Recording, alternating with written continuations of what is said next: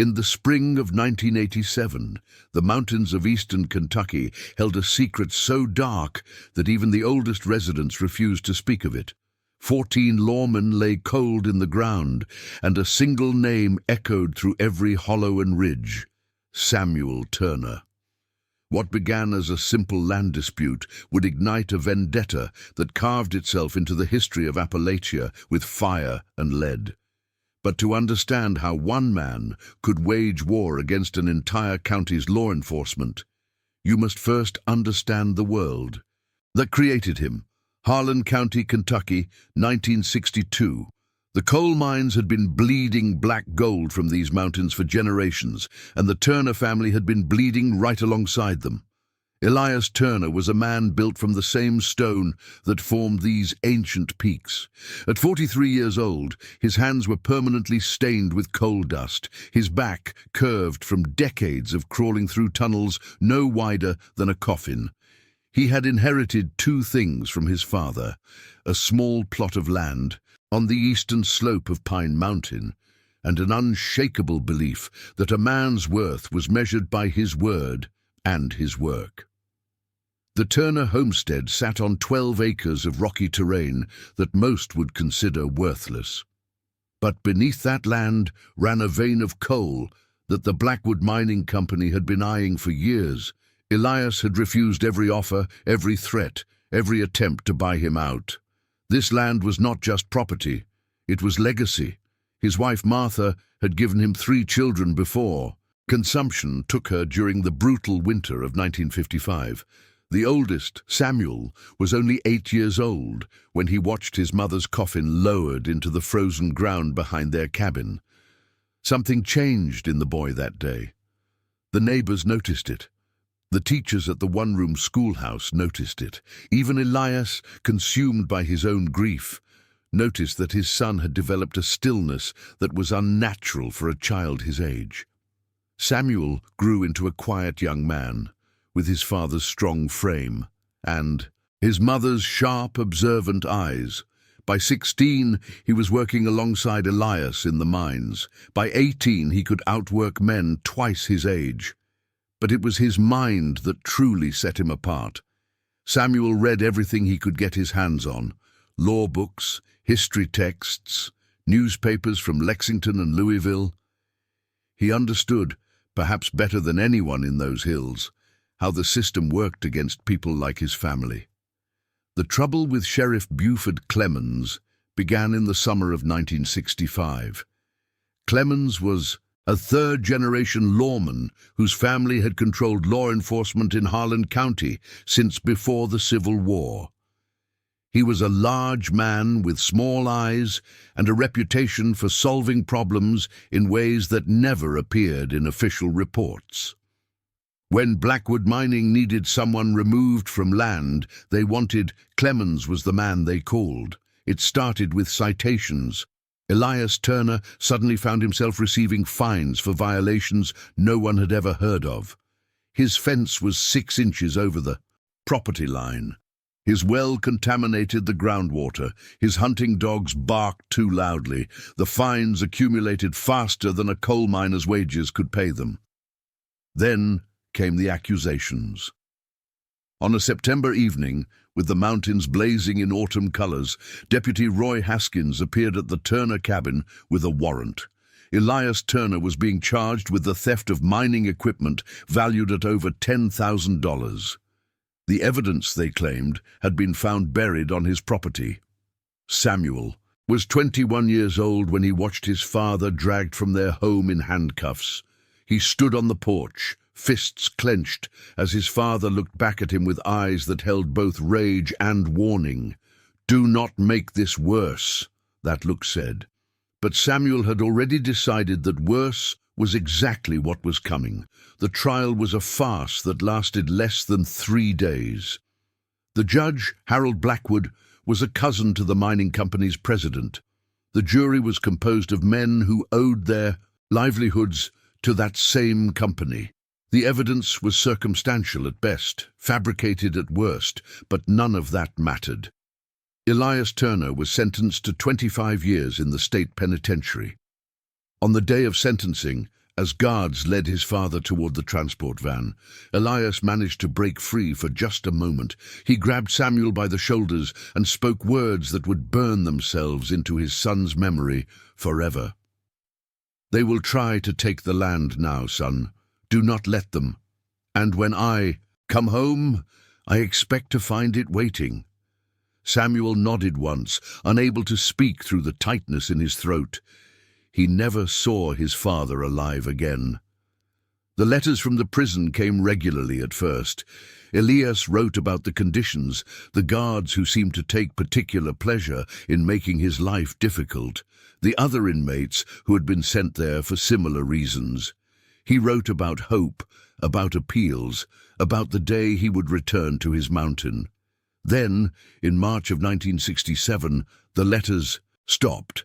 Samuel drove to the prison demanding answers. He was told that his father had died in his cell. The official cause was listed as heart failure. When Samuel demanded to see the body, he was informed that burial had already taken place in the prison cemetery. Standard procedure for inmates with no funds for transport. He was not allowed to see any records. He was not allowed to speak with any guards. He was escorted off the property by men with rifles and warned never to return. Samuel. Turner drove home through a spring rainstorm, the windshield wipers beating a rhythm that matched his heart. By the time he reached the mountain, he had made a decision that would alter the course of his life and end the lives of 14 men. But vengeance, he understood, required patience. Check if you are already subscribed to this channel. If you have ever felt that justice failed someone you love, you need to hear how this story ends. For 3 years, Samuel Turner became a ghost. He worked the mines by day, saved every penny he could, and spent his nights in careful study. Not of law books anymore. He had learned the futility of that path. Instead, he studied the men who had destroyed his father. Sheriff Buford Clemens had 6 deputies. Each one had played a role in the arrest, the trial, or the subsequent harassment of the Turner family. Samuel learned their names, their habits, their roots. He learned where they drank, where they gambled, where they met the women who were not their wives. He built files on each man, written in a code only he could read, hidden in the walls of his cabin. But Clemens was protected. Taking him first would bring the full weight of the state down on Samuel before he could complete his mission. The hunter needed to start from the edges and work his way inward. Deputy Roy Haskins had been the one to plant the evidence on Turner land. Samuel knew this because Haskins had bragged about it in a bar 3 counties over, not knowing that the quiet man drinking alone in the corner was the son of the man he had helped destroy. In June of 1970, Haskins was scheduled to transfer a prisoner from the county jail to a facility in Lexington. The route took him through a stretch of mountain road so remote that radio signals could not penetrate the surrounding peaks. Samuel had been driving that road since he was 15. He knew every curve, every overlook, every abandoned mining track. He waited in a stand of pine trees, watching the morning mist rise from the valley below. When Haskins's cruiser appeared around the bend, Samuel did not hesitate. The shot took out the front tire. The car slid, overcorrected, and came to rest against a guardrail. Samuel emerged from the trees with a rifle his grandfather had carried in the First World War. Haskins stumbled out of the vehicle, reaching for his sidearm, but he was disoriented, a thin line of crimson running down his forehead where it had struck the steering wheel. "Do you know who I am?" Samuel asked. Haskins squinted, trying to focus. The recognition came slowly, followed by fear. "Turner. You are Elias Turner's boy." Samuel nodded. "You put that equipment on our land. You helped them take my father." Haskins raised his hands. "Look, that was not my idea. Clemens made me do it. The mining company paid him. I was just following orders." "Orders." Samuel repeated the word as if tasting something rotten. "My father died in that prison. They would not even let me see his body. Did you follow orders for that too? I do not know anything about that. I swear, please. I have a wife, children. My father had children too. The shot echoed through the mountains and faded into silence. Samuel dragged the body into an abandoned mine shaft that had been sealed since before he was born. He had prepared it months earlier, removing just enough of the barricade to allow entry, then resealing it from the inside. It would be years before anyone found Roy Haskins, if they ever did. The prisoner in the back of the cruiser watched all of this through the mesh partition. Samuel walked to the rear door and opened it. The man inside, a drifter arrested for theft, stared at him with wide eyes.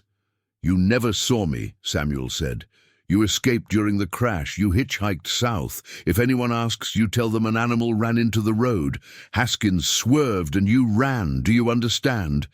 The man nodded frantically. Samuel gestured toward the trees. "Go." The drifter ran and never looked back. Over the following months, 3 more deputies vanished. Each disappearance followed the same pattern, a routine patrol, a stretch of isolated road. No witnesses, no bodies, no evidence. The county descended into quiet terror. Men who had worn their badges with arrogance now looked over their shoulders constantly. Wives begged husbands to resign. Some did. They were the smart ones. Sheriff Clemens knew. He did not have proof, but he knew. Samuel Turner had returned to his father's cabin after the conviction and had never left. He had not caused trouble, had not made threats, had not done anything that would justify an arrest. But Clemens could feel the younger Turner's eyes on him every time he drove past that mountain road. He tried to build a case. He sent his remaining deputies to interview anyone who might have seen something. He put surveillance on the Turner property. But Samuel had anticipated all of it. He had learned patience. He had learned to move through these mountains, like water, invisible and relentless. In the spring of 1971, Clemens made a decision that would ultimately seal his fate. He reached out to law enforcement in surrounding counties, requesting additional manpower. The Turner problem, he called it. He needed men who were not afraid of a single hillbilly with a grudge. 7 sheriffs and deputies from neighboring counties answered the call. They set up a command post in Harlan, brought in tracking dogs, organized search parties. They were going to find Samuel Turner and end this threat once and for all. They did not understand what they were walking into. These were not men familiar with Pine Mountain. They did not know the hidden trails, the abandoned shafts, the caves where a man could hide for weeks without detection. They did not know that Samuel had been preparing for exactly this scenario since the day he buried his father's memory in an unmarked prison grave. The hunt for Samuel Turner was about to become something else entirely. It was about to become the Appalachian blood hunt. The command post was established in the basement of the Harlan County Courthouse. Maps covered every wall, marked with red pins indicating the locations where deputies had vanished. Sheriff Clemens stood at the center of it all, briefing the men who had come to help. There were 7 of them from outside the county. Sheriff Dale Pruitt from Perry County, a heavy-set man with a reputation for brutality. Deputy Marcus Webb from Letcher County, young and eager to prove himself. Sheriff Tom Castellano from Bell County, a veteran lawman nearing retirement who should have known better than to volunteer for this assignment. The others were similar, men who believed that superior numbers and firepower could solve any problem these mountains might present. They were wrong. Samuel watched their arrival from a ridge overlooking the town. Through binoculars he had purchased in Lexington, he counted them, memorized their faces, noted their vehicles. Clemens had escalated. Very well, Samuel would escalate in return. The search began on a Monday morning in early April. 30 men spread across the mountain in teams of 5, working a grid pattern designed to flush out any hiding man. They had dogs, radios, enough supplies for a week. What they did not have was any understanding of their enemy. Samuel had spent months preparing the mountain itself. Tripwires connected to cans filled with pebbles would alert him to movement without causing harm, at least not yet. Caches of supplies were hidden in a dozen locations. False trails led into terrain so treacherous that even experienced hunters avoided it. And in 3 specific locations, Samuel had prepared something special. The first team to disappear was led by Deputy Webb. They had pushed deeper into the forest than anyone else, driven by Webb's determination to be the one who brought in the fugitive. They found what appeared to be a footprint near a stream and followed it into a narrow ravine. The trap was elegant in its simplicity. Samuel had spent weeks reinforcing the walls of an old mining tunnel that opened into the ravine. When Webb and his team entered the narrow passage, Samuel triggered the collapse from above. Tons of rock and earth sealed the entrance. The 5 men were buried alive without a single shot being fired. When the team failed to check in by nightfall, Clemens sent searchers. They found the collapsed tunnel, heard the fading cries from within, and spent 18 hours trying to dig through before the sounds stopped. Samuel watched from concealment as the rescue attempt failed. He felt nothing. These men had come to his mountain to destroy him. The mountain had simply struck first. The second team was led by Sheriff Pruitt himself. Pruitt was no fool. After Webb's fate, he changed tactics. His team would stick to the ridgelines, maintain visual contact with the base camp, and never enter any confined space. It was a sound strategy against a conventional opponent. Samuel was not conventional. He had identified Pruitt as a weak man, despite his size. The sheriff drank too much, bragged too often, and had a gambling problem that had put him in debt to some very unpleasant people in Lexington. Samuel had learned this through months of quiet investigation, paying for information with coal money saved over years. On the 3rd night of the search, Pruitt received a radio message. A man claiming to be one of his creditors said that his wife back in Perry County was going to receive some very interesting photographs unless Pruitt came to a specific location to discuss a payment plan. The caller gave coordinates deep in the forest. Pruitt told his team he was checking on a lead. He ordered them to maintain position. He went alone. Samuel was waiting. What happened in that clearing would never be fully known. Pruitt's body was found 2 weeks later, and the official report listed cause of being eliminated as exposure, but the positioning of the corpse, kneeling as if in prayer, suggested something more deliberate. A message had been carved into a nearby tree, one that investigators photographed but never released to the public. The remaining searchers began to fracture. Men who had arrived confident were now jumping at shadows. 2 deputies from Leslie County abandoned the search entirely, driving home in the middle of the night without telling anyone. They were smart enough to recognize the situation. They could not win. But Clemens refused to quit. His reputation was at stake. His authority was being challenged by a man he had destroyed years earlier. If he retreated now, he would never recover. He called in more men. Right now, I need you to stop and think about someone you know who would love this story. Go ahead, share it with them. And if this is your first time hearing one of my narrations, type in the comments, "My first time." I want to welcome everyone who is new to this channel. By May, the body count had risen to 9. 9 lawmen gone into the mountains and never returned. The state police had been notified. The FBI was making inquiries, but Samuel Turner remained a ghost, a name whispered in fear throughout eastern Kentucky. The newspapers had given the events a name now. They called it the Blood Hunt, and they wrote about it in terms that made Samuel sound like a monster from folklore. The Appalachian Avenger, the Coal Country Phantom, the Turner Devil. None of them understood what he was. He was simply a son who had watched his father destroyed and decided that the cost of that destruction would be paid in full.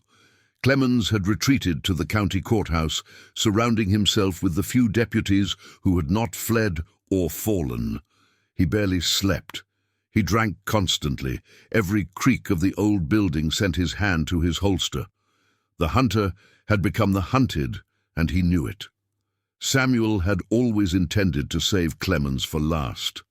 The sheriff was the architect of his father's downfall, the man who had orchestrated the frame, the trial, and very likely the circumstances that led to Elias Turner's end in prison. But watching Clemens unravel was its own form of justice. Let him feel what my father felt, Samuel thought. Let him know that fate is coming and that nothing can stop it. In the meantime, there were others who had not yet paid their debts. Judge Harold Blackwood had presided over Elias Turner's trial. He had denied every motion for appeal, ignored every piece of evidence that suggested wrongdoing, and sentenced an innocent man to die in a cell far from his home. The judge had retired 2 years earlier, moving to a comfortable house in Pineville with his wife and his collection of antique firearms. Samuel found the irony appropriate. The judge was a creature of habit. Every morning at 6, he walked to the end of his driveway to collect his newspaper. Every evening at 8, he sat on his back porch with a glass of bourbon and watched the sun set behind the mountains. He attended church every Sunday, sitting in the same pew his family had occupied for 4 generations. Samuel chose a Sunday. He waited until the congregation had settled, then slipped into the church through a side entrance. He wore a suit he had purchased in Lexington, looking like any other worshipper. He sat in the back row and listened to the sermon, a lecture about the importance of forgiveness.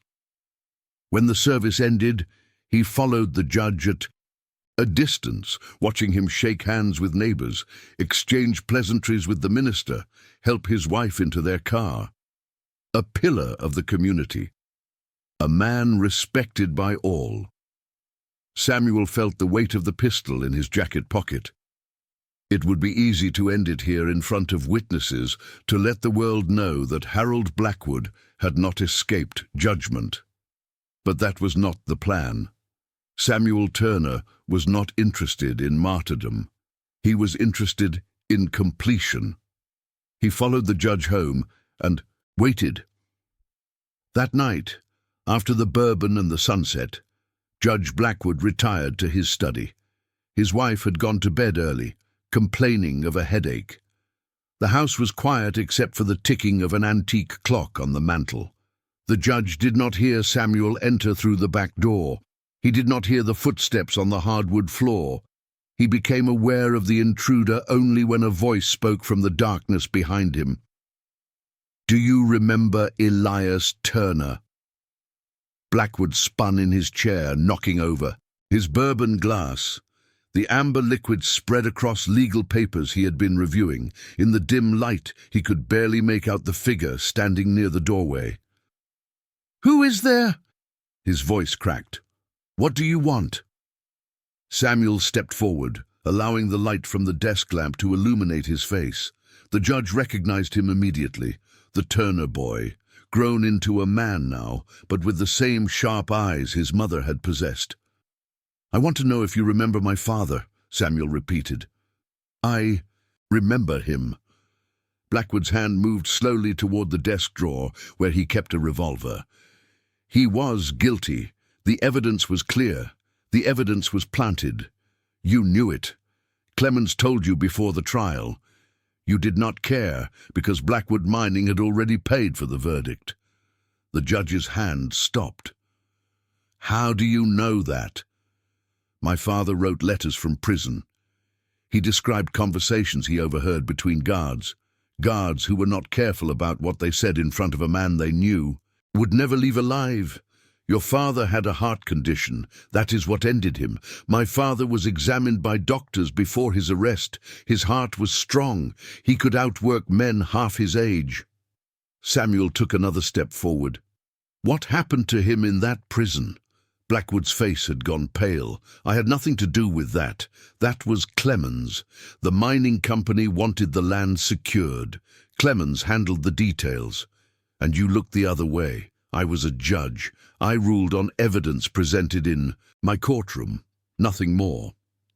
Samuel reached into his pocket and withdrew the pistol. The judge flinched, but did not run. Perhaps he understood that running was pointless.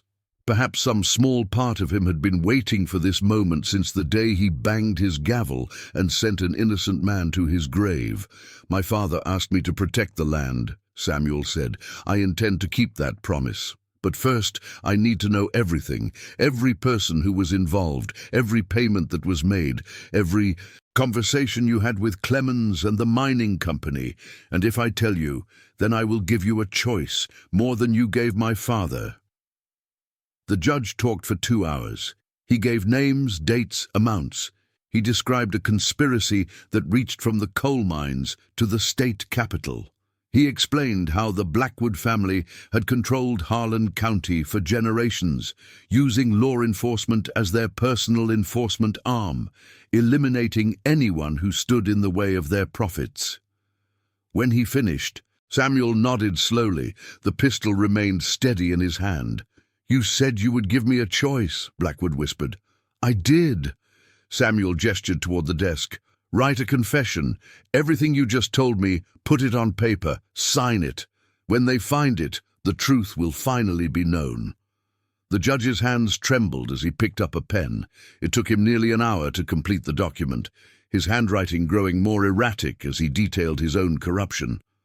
When he finished, he looked up at Samuel with something that might have been hope. "I have done what you asked." Samuel took the confession and read it carefully. Then he folded it and placed it in his jacket pocket. "You said you would give me a choice," Blackwood repeated. "I did. The choice was whether the world learns the truth about who you were. That was never your choice to make." The shot was muffled by a pillow Samuel had taken from the living room. The judge slumped forward onto his desk, the bourbon still spreading across. Papers that would never be read. Samuel left through the back door, disappearing into the night. By morning he was 20 miles away, resting in a cave he had provisioned months earlier. The confession would be mailed to 3 newspapers once his work was complete. The truth would outlive them all.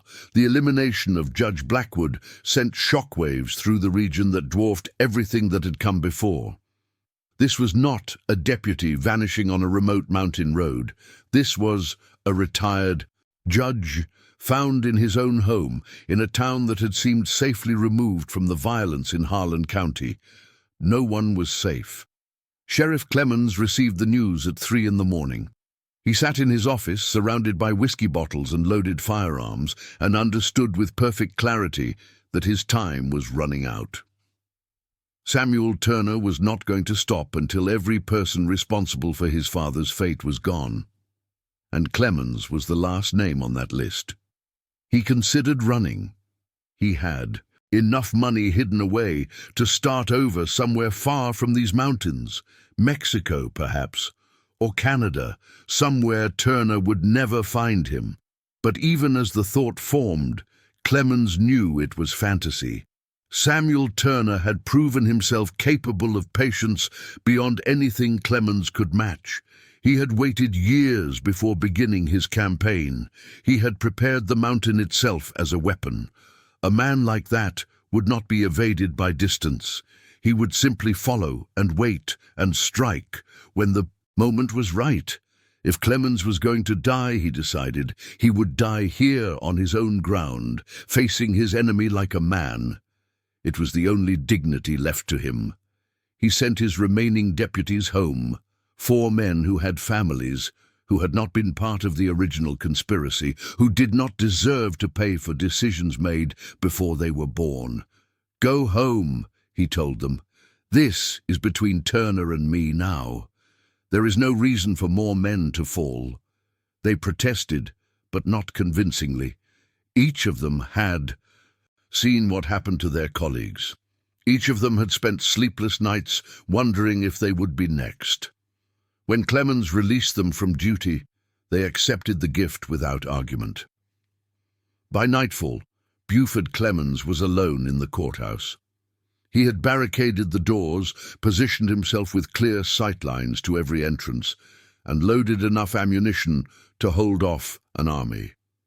He did not expect an army. He expected one man, and that was enough. The weight stretched through the night. Every sound made him flinch. Every shadow seemed to move. By dawn, his nerves were frayed beyond repair, but Samuel had not appeared. Perhaps this was the strategy. Perhaps Turner intended to keep him trapped here, watching him deteriorate day by day until the terror alone finished the job. On the second night, Clemens heard something he had not expected, a voice calling from outside. "Sheriff, we need to talk." It was Samuel Turner. Standing in the middle of Main Street, unarmed, hands visible. At his sides, Clemens stared through the window in disbelief. "Are you trying to end this?" he called back. "I am trying to understand something," Samuel replied. "Come out. I give you my word. No harm will come to you until you have answered my questions. Your word means nothing. My word is the only thing I have left. Unlike you, I have never broken it." Clemens hesitated. Every instinct screamed that this was a trap, but he was exhausted, terrified, and desperate for anything that might end the nightmare. He unbarricaded the door and stepped onto the street, pistol drawn. Samuel stood 30 feet away, as calm as if they were meeting for a business transaction. The two men studied each other in the grey light of dawn. "What do you want to know?" Clemens asked. "I want to know how my father ended." "The truth." The sheriff was silent for a long moment. Then he sighed, and something in his posture shifted. The arrogance, the bluster, the certainty of a man who had always held power over others, it all drained away, leaving only a tired old man who had made terrible choices and finally faced their consequences. "Your father did not have a heart attack," Clemens said. "The warden owed me favors. I called them in." "Why?" "He was already convicted. He was going to be in prison for decades. The land, the mining company needed it secured. As long as your father was alive, there was a chance some appeals court might overturn the conviction. They could not risk it, so they had him. Eliminated in his cell." Clemens nodded. It was supposed to look natural. No one was supposed to investigate. "And the body? There is no prison cemetery. Your father is buried in an unmarked spot behind the facility, along with a dozen other inmates who were inconvenient to someone." Samuel absorbed this information in silence. His face betrayed no emotion, but something in his eyes burned with an intensity that made Clemens take an involuntary step backward. "I have one more question," Samuel said. "Do you feel remorse for any of it?" Clemens considered the question carefully. In his entire career, he had never been asked such a thing. He had operated in a world where power determined right and wrong, where consequences were for other people. "I regret," he said slowly, "that I did not foresee where this would lead. I regret that good men have lost their lives because of choices I made 20 years ago. But remorse?" He shook his head. "I do not think I know what that feels like anymore." Samuel nodded, as if this answer confirmed something he had already suspected. "Then there is nothing more to discuss." He moved faster than Clemens could have anticipated. Before the sheriff could raise his pistol, Samuel had closed the distance between them. There was a brief struggle, a sound that echoed off the empty storefronts, and then silence. Buford Clemens lay in the middle of the street where he had ruled for 30 years. The last of the 14 men who had destroyed Elias Turner was gone. Samuel Turner walked away as the sun rose over the mountains. Chapter 6. The Accounting. The aftermath of the blood hunt became the subject of legend in eastern Kentucky. Samuel Turner was never captured. Despite a manhunt that eventually involved state police, federal agents, and National Guard units, he vanished into the Appalachian wilderness as completely as morning mist. Some said he fled to Canada, living out his days under an assumed name. Others claimed he died in the mountains, his body hidden in one of the countless caves and abandoned mines that honeycomb the region. A few insisted they had seen him years later, an old man with sharp eyes, tending a small farm in a state far from Kentucky. The truth emerged slowly, in pieces. Judge Blackwood's confession, mailed to newspapers on the day of his elimination, exposed a web of corruption that reached higher than anyone had imagined. 3 executives of Blackwood Mining were indicted on conspiracy charges. A state senator resigned in disgrace. The warden of the prison where Elias Turner had perished was arrested and eventually took his own life before trial. The Turner land remained in the family. Samuel had deeded it to a cousin before beginning his campaign, with instructions that it was never to be sold, never to be developed, never to fall into the hands of the mining company that had cost his father everything. The coal beneath it stayed in the ground, and in time, the cabin where generations of Turners had been born and raised became a historical site, preserved by people who remembered what had been sacrificed to protect it. As for the 14 lawmen who fell during the blood hunt, their names were carved into a memorial in the Harlan County Courthouse. Some saw them as victims of a madman. Others, knowing the full story, saw them as men who had chosen a side and paid the price for that choice.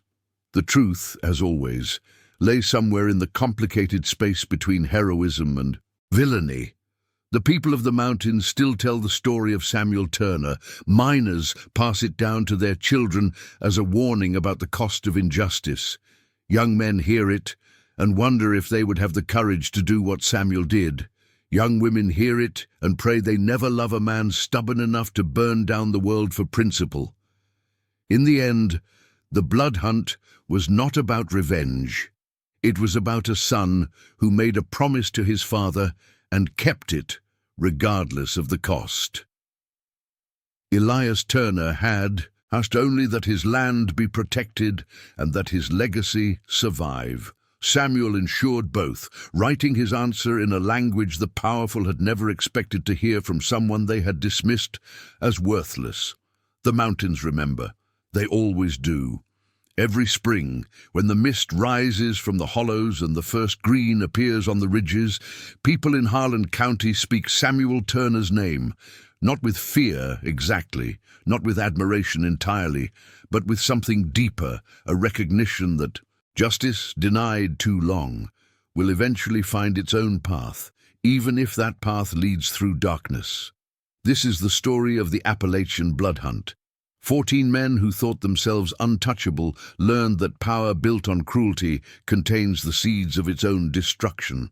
One man who lost everything discovered that purpose can be forged from grief, and a piece of rocky land on Pine Mountain, worthless to everyone except those who understood its true value, remained free. If you watched until here, it is because you felt something in this story. Leave a comment saying I watched until here so I can know who truly connects with the stories on this channel. If this narrative moved you, hit the like button and share it with someone who appreciates real human drama with consequences that echo through generations. And if you have not yet subscribed, now is the moment. Every week, stories like this one appear on this channel. Stories about ordinary people pushed beyond their limits, about systems that fail and individuals who refuse to be crushed, about the price of injustice and the unexpected forms redemption can take. Subscribe, turn on notifications, and join the community of people who understand that the most powerful stories are the ones that refuse to look away from difficult truths.